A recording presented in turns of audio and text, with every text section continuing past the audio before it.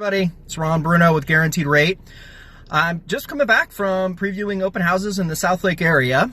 And, while it is certainly very, very cold out there, so kudos to you who are braving the frigid temperatures here. And I mean, it's not that cold. It's like 40 degrees.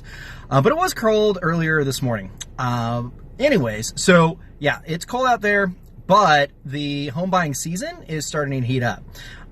Toured a couple of open houses, and the inventory is definitely picking up. So there's more listings, and also the volume of buyers that are coming to the open houses, they're starting to move in. So it should be a good start to the spring home buying season.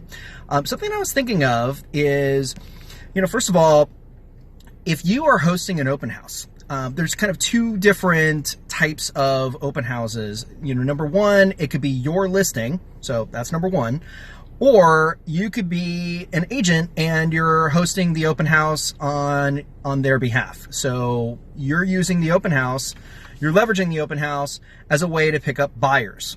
So leveraging buyers, that's really my expertise, obviously. So something I was thinking is, first of all, again, I'm a lender, right? Residential lender. So I'm not a realtor, but if I was a realtor, something that I would do is if I had let's say $1 million listing, right? And I've seen plenty of them out there today.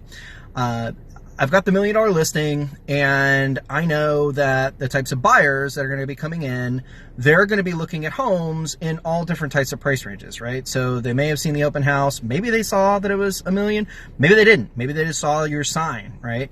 But you're going to have a whole host of different people. You're going to have looky-loos. You're going to have neighbors. You're going to have young families. You're going to have people coming to that listing that may not know exactly what the home's all about. The key is, in order to engage them, is you want to have a real good sense of the inventory. And the way you do that is you come prepared. So during the week, if you've got an open house, and let's say it's not yours, right? So you're actually hosting it for somebody else. During the week, you look at homes that are up and down the spectrum of the price point. So if it's $1 million, you look at homes anywhere between $750,000 to say $1.25. What you do with that is you store that away in terms of just printing out those sheets so you know what the inventory looks like in the area. So look at the price points, but also look at the square footage. So you want to look at comps that fit that. You also want to look at homes that have similar bedrooms, number of bedrooms and baths, whether it has a pool, does it have a view, all of these things that you look for, and we look at when we do appraisals. So that's step number one. Step number two is, I know a lot of you are using video. Everyone's using video now. And also you share a lot when you're out on the road.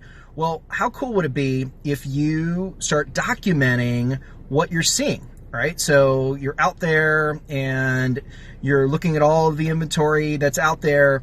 And while you're going to these open houses and brokers open during the week, you actually you're observing the inventory, but then you could say, hey, I'm out here in the South Lake area. I'm looking at all these great homes in this particular range. There's a lot coming up on the weekend. Come see me, and I'll be able to work with you and educate you on what the inventory looks like and how to buy a home in the South Lake market. Kind of smart, right? So what you then do is people come to the open house, and this is going to take some time. It's not going to be overnight, but once you start getting people coming to the open house because you're giving the expertise and you're saying that I'm an expert on helping people find homes in this particular area or price range, or it could be type of property, condos, townhomes. So once you start doing that and you start getting a following, well, now when someone comes to you and the home's listed at $1 million and they're priced out, right? Because they don't have the means to buy it at $1 million, but they might be able to afford it around something around like $600, $700. Well, because you went and actually looked at the inventory, now you tell them, oh, you know what?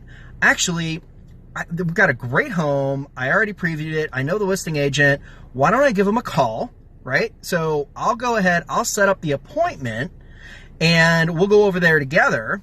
What's your schedule look like? And oh, by the way, have you spoken with a lender, right? So If the answer is no, I don't have a lender, or, you know, I've got somebody, but it's an old pre-approval, okay, well, you know, little plug to me, but that's where you could bring me into the conversation, right? Because what you could say is, hey, get out your phone, you know, tell me what your cell phone number is. So buyer, Mr. and Mrs. Buyer, give me your cell phone number.